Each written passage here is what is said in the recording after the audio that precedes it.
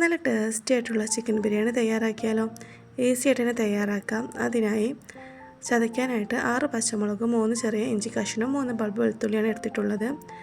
5 medium സൈസിലുള്ള സവാള, ഇത് മസാലയ്ക്കും റൈസിനുള്ളതാണ്. 2 മീഡിയം സൈസിലുള്ള തക്കാളി, 2 പിടി മല്ലിച്ചപ്പ്, പുതിന.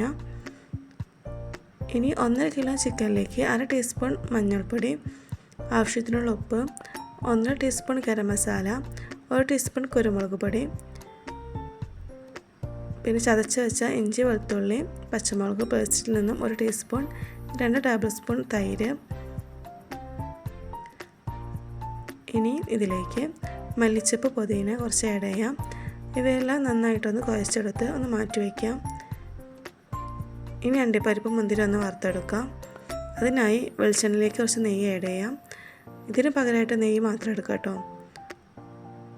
ഇനി അണ്ടിപ്പരിപ്പ് ഒന്ന് വറുത്തെടുത്ത്, മുന്തിരി വറുത്തെടുത്ത് ഇതേ എണ്ണയിലേക്ക് കുറച്ച് സവാളയും ആഡ് ചെയ്ത് ഒരു ഗോൾഡൻ കളർ ആവോളം ഒന്ന് വറുത്തെടുക്കാം.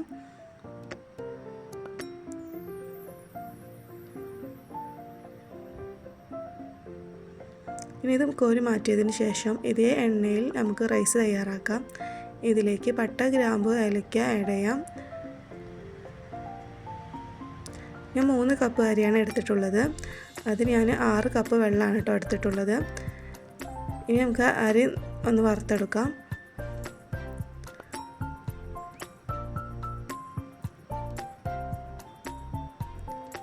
വറുത്ത് വന്നതിന് ശേഷം ഇതിലേക്ക് വെള്ളം ആഡ് ചെയ്യാം. തിളച്ച വെള്ളമാണ് കേട്ടോ അതിലേക്ക് ആഡ് ചെയ്യണത്. അതിലേക്ക് ആവശ്യത്തിനുള്ള ഉപ്പ് ആഡ് ചെയ്ത് നന്നായിട്ടൊന്ന് ഇളക്കി അടച്ച് വെച്ചൊന്ന് വേവിക്കാം. ഒരു 15-20 മിനിറ്റ്സ് കൊണ്ട് ഇത് റെഡിയാവും. ഇനി മസാല തയ്യാറാക്കാം. വെളിച്ചെണ്ണ ആഡ് ചെയ്യാം. ഇതിലേക്ക് സവാള ആഡ് ചെയ്യാം. സവാള നന്നായിട്ടൊന്ന് വഴറ്റിയെടുക്കാം. വഴന്ന് വന്നതിന് ശേഷം ഇതിലേക്ക് ഇഞ്ചി, വെളുത്തുള്ളി, പച്ചമുളക് പേസ്റ്റ് എല്ലാം ആഡ് ചെയ്യാം. ഇതിൻ്റെ പച്ചമണം പോകുന്ന വരെ ഒന്ന് വഴറ്റിയെടുക്കാം. ഇനി ഇതിലേക്ക് തക്കാളി ആഡ് ചെയ്യാം. ഇതൊന്ന് അടച്ച് വെച്ച് 2 മിനിറ്റ് ഒന്ന് വേവിക്കാം.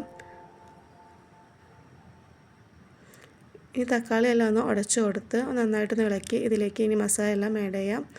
2 ടേബിൾ സ്പൂൺ മല്ലിപ്പൊടി, 1 ടീസ്പൂൺ ഗരം മസാല, 1/2 ടീസ്പൂൺ മഞ്ഞൾപ്പൊടി, 1 ടീസ്പൂൺ കുരുമുളക് ആഡ് ചെയ്യാം.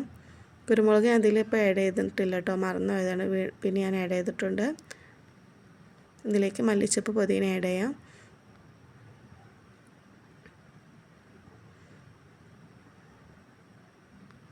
നന്നായിട്ട് ഇളക്കി ഇതിലേക്ക് തൈര് ആഡ് ചെയ്യാം. ഒരു 3 ടേബിൾ സ്പൂൺ തൈരാണ് ആഡ് ചെയ്തിട്ടുള്ളത്. ഇതിലേക്ക് ഇനി നേരത്തെ മാറ്റി വെച്ച ചിക്കൻ ആഡ് ചെയ്യാം.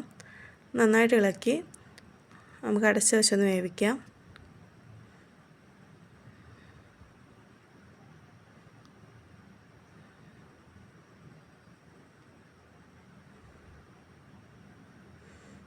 ചിക്കൻ റെഡി ആയതിന് ശേഷം ഇതിലേക്ക് റൈസ് ആഡ് ചെയ്യാം.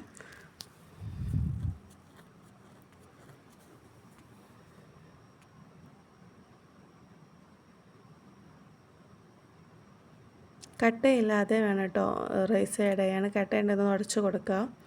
ഇനി ഇതിന് മുകളിലായിട്ട് കുറച്ച് നെയ്യ് ആഡ് ചെയ്യാം. ഗരം മസാല, പിന്നെ വറുത്തെടുത്ത സവാള, പിന്നെ മല്ലിച്ചപ്പ്, പുതിന, അണ്ടിമുന്തിരി ഇവയെല്ലാം ആഡ് ചെയ്യാം. ഇനി ഇതുപോലെ തന്നെ റിപ്പീറ്റായിട്ട് ബാക്കിയുള്ള റൈസ് നമുക്ക് ഇതുപോലെ ചെയ്തെടുക്കാം.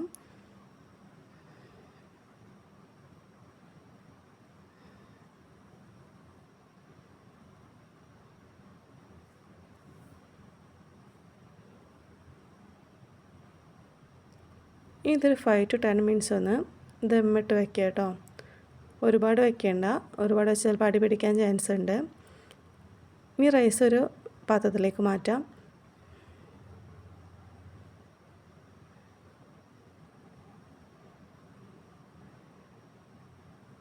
നല്ല ടേസ്റ്റി ആയിട്ടുള്ള ചിക്കൻ ബിരിയാണി ഇവിടെ തയ്യാറായിട്ടുണ്ട്. എല്ലാവരും ട്രൈ ചെയ്യാം, തീർച്ചയായിട്ടും ഇഷ്ടപ്പെടും. എൻ്റെ വീഡിയോ ഇഷ്ടമായ ലൈക്കും സബ്സ്ക്രൈബും കമൻറ്റും ചെയ്യാൻ മറക്കരുത്.